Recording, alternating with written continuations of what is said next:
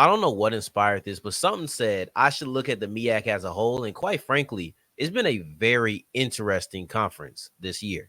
Oh, yeah, it's locked on HBCU. Play my music.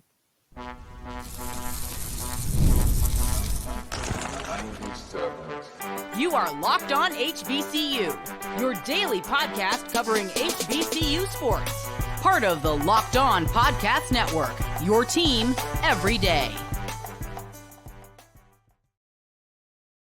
What's going on, family? Welcome back to another episode of the Locked On HBCU podcast, your number one daily one-stop shop for everything HBCU athletics, Monday through Friday, part of the Locked On Podcast Network, your team every day. And I, of course, am Darian Gray, a.k.a. the Mouth of the South, Texas Southern alum and former TSU Herald Sports editor and current contributing writer at USA Today's Saints Wire. Thank you for going on this journey with me. Make a Locked On HBCU your first listen of the day, every day. And remember, just because the mic cuts off does not mean that the journey is over. Just means it's time to follow me on Twitter at South Exclusives. Starts with an S and ends with an S. Today's episode is brought to you by FanDuel. Go to FanDuel.com to make every moment more. And if you're new to FanDuel, put down a $5 bet and you get $200 back in bonus bets. Go to FanDuel.com to get started. We'll wrap up today's episode with a look at Texas Southern versus Southern, and then also Tennessee State versus Eastern Illinois. These are two games that are not our game of the week, but I still want to increase the visibility of the matchups. And speaking of visibility, I know that MEAC coverage is a big deal, and this is not meant to supplant all MEAC coverage ever. However, I thought this was a good time to look at the MEAC as a conglomerate. I thought that this was a good time to look at the conference and who they are, not who they could add, not the idea of them expanding or any of the other conversation points that are typically had around the MEAC when you're talking about the conference. To me, this has been an extremely interesting conference in 2024. And I think it's important to remember, interesting is different for different people, of course, but for me, it's not about records. It's just about, do I look at that team and say, I want to see more? And that could be good or bad. Right now, I never want to see a team that's pitiful, and I know they're pitiful. I don't care to see them. I think we all know schools I feel that way about. I don't need to rehash and take shots at that school or those schools. That first off doesn't exist in the MEAC. I would say there's 3 certified interesting teams. I would say 4. I would say 3 to 4 certified interesting team. Maybe a possible if we talk about spades, 4 and a possible. And then Morgan State, I think, is the one out of the bunch that's not overly interesting. I'll say why I discard them quickly. For me, they're not overly interesting because I feel like I know what they are. And I feel like I saw this script last year. The intrigue around the Bears came in the form of wondering if they could get their offense together. And now that through how many games it's been, I think it's been 5 or 6 games, depending on if they had a bye week and whatnot. Through this amount of games, I don't feel like they're getting it together. So what do I think that Morgan State's going to be? I think it's going to be a repeat of last season. I think it's going to be a repeat of last season. That's not interesting to me. I feel like I've done that. I feel like I've been there. I'm cool on that personally, right? But let's use Morgan State as a place to really use the jump off for what's most interesting. And it's the team I talked about yesterday, South Carolina State.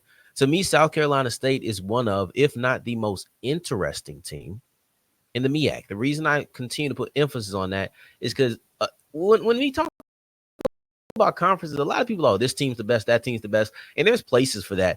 But I'm speaking about stories. I'm speaking about what I want to follow. I'm speaking about where they are versus where I thought they would be. These are the things that build intrigue for me. And when it comes to South Carolina State, they're what I thought Morgan State was going to be. Now, of course, we have to wait until we get in the conference play to say that in concrete, but South Carolina State feels like the team that could upset somebody. South Carolina State feels like the team that could cost you your conference championship, right? Like, there's time, for example, North Carolina Central, they play South Carolina State pretty early. They could lose that game, right? And if they lose that game, now you're like, oh, now the pressure's on, I have to be perfect. In such a small conference like the MEAC, losing one game is not going to kill you, because if you beat everybody else, you just have to hope somebody beats that team twice. But like, I can see that. I can see South Carolina State maybe losing a couple of games. They're still fairly new, but they get that one team. It's like, oh, we didn't think you was gonna get them. That's kind of how I view them. But right now, they feel like the second best team. So maybe losing 2 games isn't fair. I'm just still going based off of preseason predictions and preseason projections. This is Chennis Berry's first year on the Division I level. This is Chennis Berry's first year as an FCS coach. He was a D2 head coach last year. So for them to be able to do that is so fascinating. And I think they have a team that is built to play upset. I think they have a team and a resume that calling them a team that's built to play upset probably isn't that fair. That's why they're so interesting. They're a true threat. North Carolina Central, for them to bounce back as quickly as they did, they lost a lot of big pieces and they look like the best team in Black college football. I've said it once, I said it 5 times. Like, I genuinely believe that this is the best team. If you're going to look and tell me that their Achilles heel is athletic quarterbacks, I will accept that. I think it's real. I do believe that's their Achilles heels, but I don't know I don't know if everybody can take advantage of that. So that's why it's not that big a deal to me. We've seen bad run defenses turn decent running backs to great running backs. I don't think you're going to see decent athletic quarterbacks turn into great athletic quarterbacks against North Carolina Central, right? Like, those are the three, though. Delaware State, North Carolina Central, and South Carolina State. Those are the three. I didn't speak about Delaware State. Those are the three that are most interesting to me. And when I look at Delaware State, they're like the most interesting 1-5 team I've ever seen in my life. They're not overly successful, but you look at games like their one against Campbell.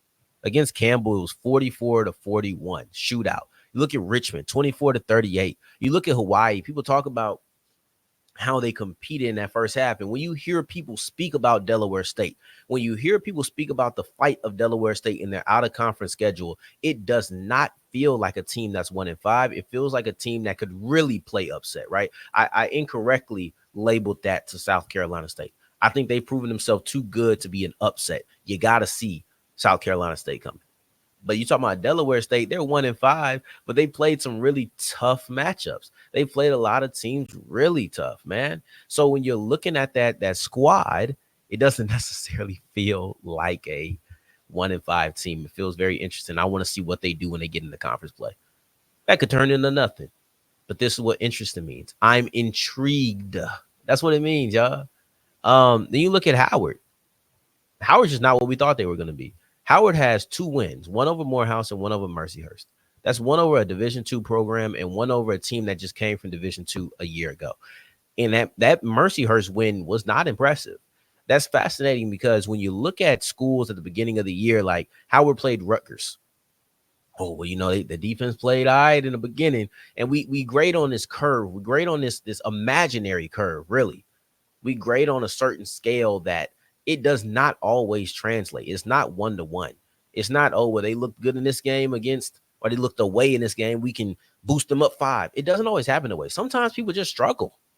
Sometimes people struggle with the FBS team, might play it a certain way, but they struggle. Then they get to the FCS and they struggle.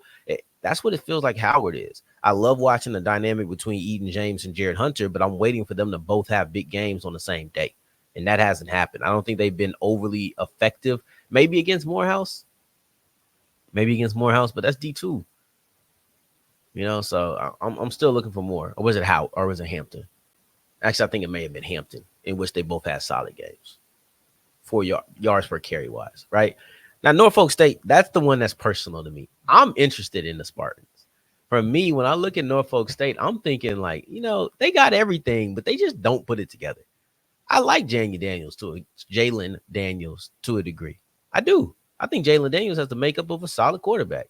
I like the defensive playmakers. I like the offensive line. I like the running back. I like some things on this team, but it just feels like they don't put it together. So I'm looking at the MEAC as 4 and a pop, right? Well, 4 and a possible. I might be able to pull that one off in spades. But Howard, I'm vastly interested to see if they turn things around because Howard had a pair of really good seasons after not being great. I want to see if they're able to keep that ball rolling. And who's going to be the quarterback? They thrown 1 passing touchdown. No. That's wrong. They threw 4. They throw passing touchdowns in 2 games. One had 4 with Tolbert, I believe. And I think Scroggins threw 1 against Mercyhurst. trying to break down all these guys and remember all these guys' exact stats and when they happen is a little bit tricky. For some reason, I want to say that he had 1 against Mercyhurst, and then Tolbert had 4 against Morehouse. That's what I think happened. But yeah, this conference is so fascinating. I understand there's only 6 people. It's only 6 teams in this conference, but of that bunch, I'm looking at 4. I'm looking at maybe 5 that I'm vastly interested in. Vastly interested in. This is exciting. Now for me, Tennessee State and their win or their game with, I want to say win so bad, but their game against Eastern Illinois is one that I really think we should watch. Is Tennessee State homecoming, and under Eddie George, they don't lose that. Today's episode is brought to you by Game Time. The agenda is here. The agenda is here. The New Orleans Saints are starting Spencer Rattler. Go check out Locked On Saints to hear more about that. But they're starting Spencer Rattler, and I'll be in the stadium that game. I absolutely cannot wait. This has me excited. You go ahead and get yourself some tickets. Those tickets, they probably still don't cost that much if you're in the area. But you know what? Maybe you're not in the New Orleans area. Maybe you just need to go get someone in Chicago. Maybe you need to get someone in Wichita, Kansas. If you listen to me in Wichita, Kansas, love, man. Love. I wonder where y'all listening from. That'll be interesting. I'm going to have to get a roll call later. But anywho, go to Game Time wherever you are. It doesn't matter. You can be out of the country. You can be across the states. Doesn't matter. You go to Game Time, look at the sporting events, the comedy shows, the concerts, the theater plays, everything. All you have to do is download the Game Time app, create an account, and use the code LOCKEDONCollege to get $20 off your first purchase. As we continue rolling on today's episode of Locked On HBCU, I appreciate you for making this your first listen of the day every day. Had to fix the chair, but I appreciate making this first listen of the day every day. For your second listen, make sure you're checking out Locked On Saints. I told you the agenda is here. Spencer Rattler, Derek Carr, Jake Haener. Everything you need to know around the New Orleans Saints quarterback situation. Check out my guy, Ross Jackson, for that. And I know we got a lot of Saints fans in the building because Graham be showing love, Southern be showing love, the Houston area be showing love, the DFW area be showing love. So I already know we got some Saints fans in the building. Now, that being said, AMA too. Tennessee State is looking for their best year under Eddie George. They've never had a winning record overall and in the conference in the same year. They've never had a winning record in the conference under Eddie George. And this is now year 4. So you're looking at 21, 22, 23. So yeah, now you're looking at a year 4 of the George era. In his first year, he went 3-3 in the conference, and 5-6 overall. I'm obviously in basketball mode now, trying to transition to something.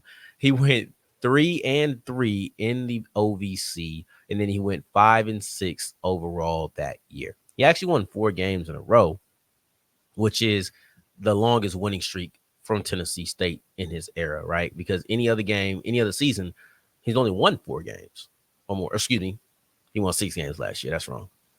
But when you're looking at their game against Eastern Illinois, this is their homecoming game. And let me read to you the homecoming games under Eddie George. 2021, Murray State knocked them off 27-21. 2022, Bethune-Cookman, 41-17, knocked them off. Then 2023, Norfolk State, 24-17, knocked them off. I wonder if how much of a control that Eddie George had in this conversation around who they're going to schedule for homecoming, because they went with another conference opponent. They haven't done that since his first year. In his first year, they went with a conference opponent with Murray State. And I'm sure he had no say in that matter. Maybe the next 2 years, they go with Bethune-Cookman and Norfolk State because they wanted to have some HBCU flair. Maybe. But then last year, we heard how Coach was talking after that game. He wasn't happy. And it wouldn't shock me if he was like, look, we're not going to do homecoming versus an HBCU this year. It wouldn't shock me if he did that, because I could tell he was upset. And I don't remember him ever coming out and saying anything different. Like, I don't remember him backtracking on any of that. I don't remember him. I know people didn't like it, but I don't remember him moving off his stance in the slightest about that. So, yeah. But he's won all 3 homecomings, no matter if it's an OVC opponent an HBCU. Now you get a big South OVC opponent in Eastern Illinois. I think that this one's going to be very interesting. I think that this one is going to matter more because you're looking to have a great season, right? So if you win this, you'll be up to 5 victories. If you win this, you'll be up to 3. You'll be up to 3 conference victories. As long as you don't crumble late, you could set season highs in both overall wins and then also conference wins, because 3 is the highest you've had. You'll be at 3 with a victory. 6 is the highest you've had. You'll be at 5 now. So you could have a winning record in both the conference, the Big South OVC, as well as overall record. But yeah, so let's look at those end of the season though, because it's been kind of ugly. That's where things start getting bad for them. And they have Howard next week. We're not looking ahead, but they do have Howard next week. In 2021, George lost his last 3 games, and that came right after the 4-game winning streak that I referenced earlier. You look at 2022, he went 4-7, 2-3 in the conference, lost 3 of the last 4. In 2023, they went 6-5. That was the best record that he's had, but he lost the last 3. So it's one of those things where I don't feel like I can ever get too hype about Tennessee State, because I got to always fall back. I got to always say, things could change. So like that's my hesitancy. But if we're looking at just this week, I'm looking to keep the homecoming streak alive. Eddie George has never lost a homecoming as the Tennessee State head coach. It doesn't matter if he's facing HBCU, which he's done twice. It doesn't matter if he's faced a conference opponent, which he's done once, and he's going to do it again this year. He is undefeated 3-0 in Tennessee State homecomings, and he's looking to continue that trend. And if he's able to continue that trend, it will equal the most amount of conference victories he's had as the head coach, and it will bring him a lot closer. It'd bring him 1 game away from matching his season high or career high in a single season as the head coach overall. So I think this is going to be fascinating. Now, as we push forward, I want to look at another TSU, the real TSU, Texas Southern. They're going against Southern University. And I think both teams are looking for a huge bounce back. And I don't care that Texas Southern technically won their last game. Today's episode is brought to you by FanDuel, and FanDuel is the official sportsbook of the Locked On Podcast Network. Now, that last I heard, the Saints odds weren't up. Obviously, I'm big on this, right? But y'all see it. Y'all see it, man. But the Saints odds, I don't think they're even up because of the whole quarterback situation. They're probably here now because of Spencer Rattler. It'll be interesting to see what the spread is. I'm sure they'll be underdogs. It'll be very fun. It'll be very fun. So you should go ahead and go to FanDuel.com. Take advantage of that. Take advantage of your favorite team, whatever it may be. Maybe basketball. That's in now. Maybe football, MLB, WNBA. Tennis should be coming up soon. Don't matter. Whatever you want it to be, you can go ahead and check them out on FanDuel.com. All you have to do is go to FanDuel.com. And if you put down a $5 bet and you're new to FanDuel, you get $200 back in bonus bets. All you have to do is go to FanDuel.com. Once again, that is FanDuel.com. Make every moment more. As we're wrapping up today's episode of Locked On HBCU, I appreciate you for making this your first listen of the day, every day, for making it all the way to segment 3. And I thank you 2 times for that. Thank you. Thank you. Tennessee State will be on, Texas Southern will be on PV status if they lose. This is simple. Texas Southern versus Southern is this Saturday, and I really thought about making this the game of the week, but I couldn't because both teams are looking for a bounce back. Instead, we'll be looking at Grambling versus Alcorn.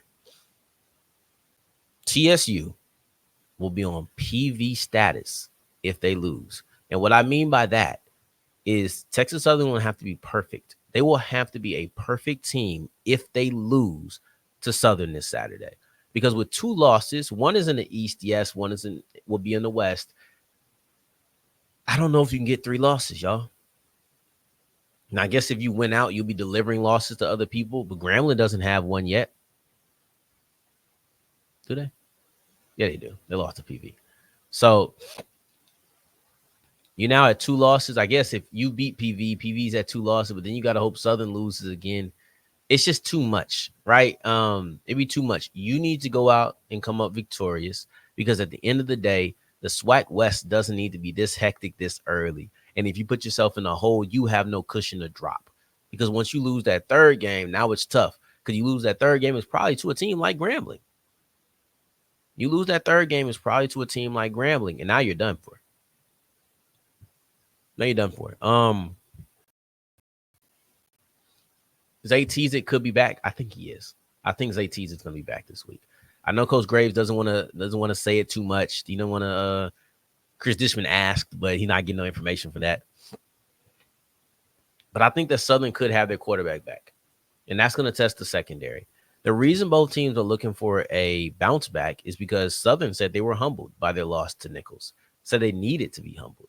You got the big head after a victory over PV. Came back and got smashed. Just beat bad against Nichols. You're looking for a bounce back. If you got humbled, you're looking for a bounce back. As for TSU, I'm looking at them as a team like, man, you beat Virginia Lynchburg 28-10. Virginia Lynchburg. I'm talking about community luck. What are we talking about? Virginia Lynchburg. This is a team that everybody is supposed to beat very badly. 28-10 is not acceptable. Morgan State has no offense, and they put up 50-something points on them. This was concerning. I was on the yard. I said, look at that scoreboard real quick. 28-10. First off, it was 21-0 at halftime. I wasn't happy with that.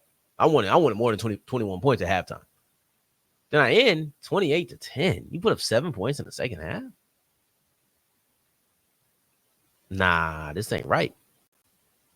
Something got to shake. 28 points against Virginia Lynchburg is like being shut down. So that's disappointing.